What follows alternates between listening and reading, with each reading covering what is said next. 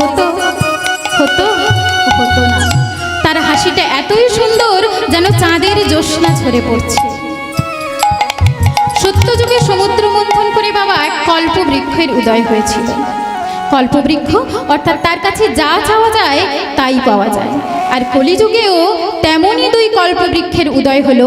সেই কল্পবৃক্ষ কোন দুটি?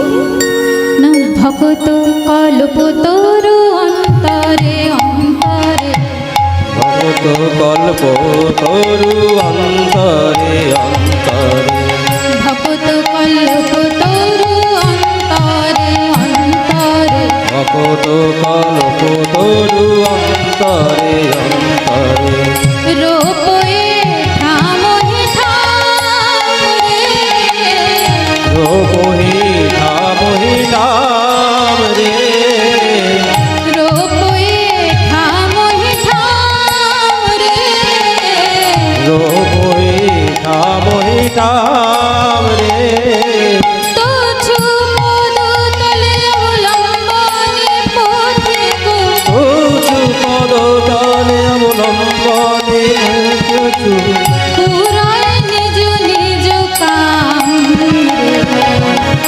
তবে নিজ নিজ কাম রে। তাদের মনো আশা হলো পূরণ, মনে আশা হলো পুরো, তরুর লয়ে শরণ, মনো আশা হলো পূরণ। কল্পতরুর লয়ে শরণ, মনে আশা হলো পুরো। সত্যযুগে যেমন কল্পবৃক্ষের উদয় হয়েছিল, কলিযুগেও তেমন দু ধরনের কল্পবৃক্ষের উদয় হলো। না কথায় বলছে জয় জয় শ্রীগুরু প্রেম কল্পতরু, অর্থাৎ প্রেম কল্পতরু হলো এক কল্পতরু, আর দ্বিতীয় কল্পতরু হলো বাঞ্ছা কল্পতরু ভস্য, অর্থাৎ বৈষ্ণবগণ হলেন বাঞ্ছা কল্পতরু, আর প্রেম কল্পতরু হলেন গুরু। এই প্রেম কল্পতরু আর বাঞ্ছার কল্পতরুর কাছে যা চাওয়া যায় মা তাই কিন্তু পাওয়া যায়। তবে চাওয়াটা চাওয়ার মতো থাকতে হবে। আপনি যদি বাড়িতে কোনো বৈষ্ণবগণকে ডেকে আর গুরুকে ডেকে বলেন ভালো করে খাইয়ে দাইয়ে যত্ন করে যে বাবা আমার তো বেশি সম্পত্তি নেই, তাই আমার এই 10 বিঘে জমি আছে, ওটা যেন 20 বিঘে হয়, হয় কখনো? ইচ্ছার একটা মাত্রা থাকা উচিত। তাই এই প্রেম কল্পতরু আর বৈষ্ণব বাঞ্ছা কল্পতরুর কাছে যা চাওয়া যায় তাই পাওয়া যায়। শ্রী রামকৃষ্ণ ঠাকুর একদিন কল্পতরু হয়েছিলেন, কল্পতরু উৎসব হয় তার নামে। একদিন নটি বিনোদিনী বাবা রামকৃষ্ণদেবের কাছে এসেছেন। যখন রামকৃষ্ণদেবের গলায় ক্যান্সার হয় তখন নটি বিনোদিনী এক সাহেবের বেশে রামকৃষ্ণদেবের কাছে এসেছে। ভগবান তো ঠিক চিনতে পেরেছেন, বলছেন ওরে নটি, যেদিন আমি কল্পতরু হয়েছিল তুই কি সেদিন এসেছিলে আমার কাছে? নটি বিনোদিনী বলছে না তো ঠাকুর, আমি তো আসিনি।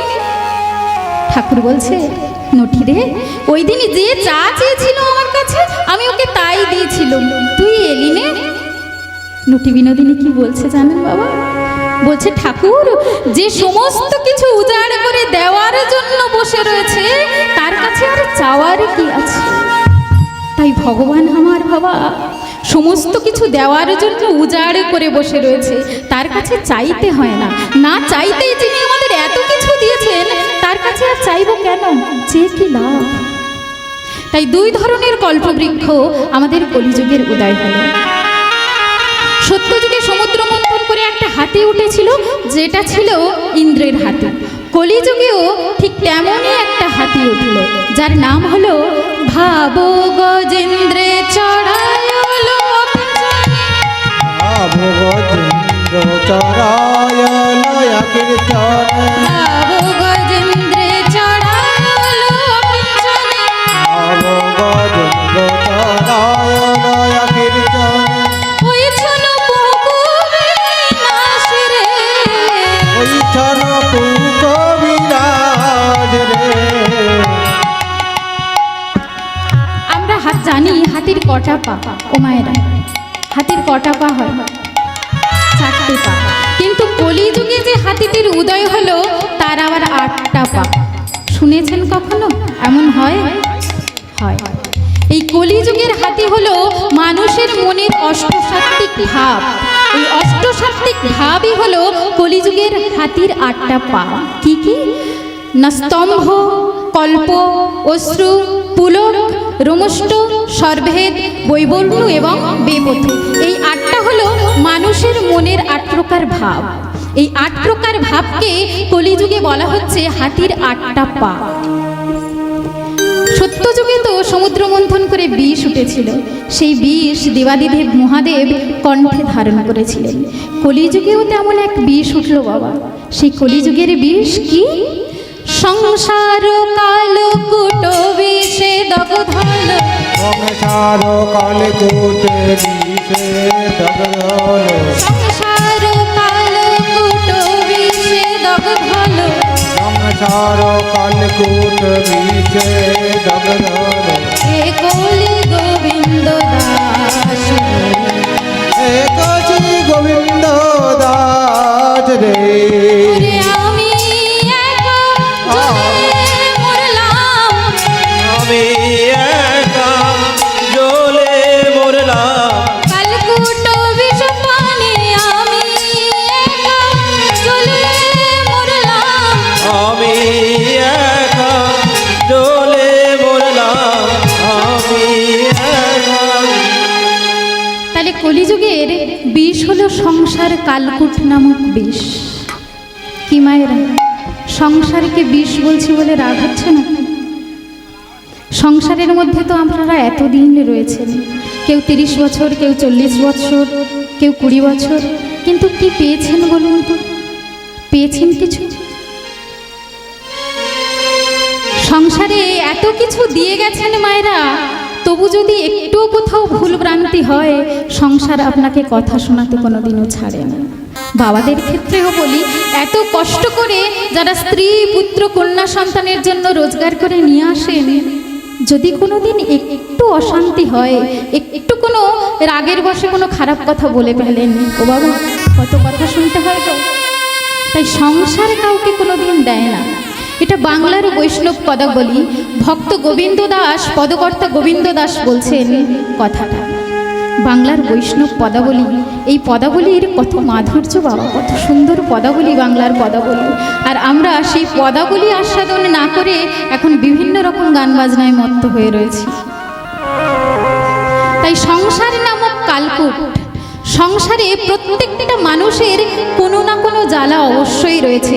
কেউ কখনোই বলতে পারবে না যে আমি সর্বসুখে সুখী। কেউ সর্বসুখে সুখী হতে পারে না। আর সর্বসুখে যদি আমরা সুখী হতাম, তাহলে ভগবানকে কোনোদিন ডাকতে পারতাম না। তাই সর্বসুখে আমরা সুখী নই। সংসারকে কালকূট বিষ বলছেন। কলিযুগে তো সত্যযুগে অমৃত উঠেছিল বাবা, কিন্তু কলিযুগে আমাদের সামনে কেউ অমৃতের ভাঁড় এনে দিয়ে বলবে যে এই নাও তোমরা অমৃত খেয়ে অমরত্ব লাভ করো? বলবে না। তাহলে কলিযুগেরও অমৃত রয়েছে। কলিযুগের অমৃত কোনগুলো? না নামামৃত আর প্রেমামৃত। যদি সংসার ধর্ম করেও, সমস্ত কাজ সামলেও সারাদিনে একবার যদি হরি বল বলা যায় মায়েরা, ওই সংসারে জ্বালা, সংসারে বিষ আর আপনাকে দগ্ধ করতে পারবে না। ওই বিষের জ্বালা থেকে আপনি মুক্তি পাবেন। আর আমরা সবাই আমরা জানি মা, সংসারের মধ্যে জ্বালা রয়েছে, বিষ রয়েছে, কিন্তু তবুও আমরা জেনে শুনে সেই সংসারে বিষের মধ্যে পদার্পণ করি, তাই না? তাই কবিগুরু রবীন্দ্রনাথ ঠাকুর বলছেন, জেনে শুনে বিষ করেছি পান আমি, জেনে শুনে বিষ করেছি পান।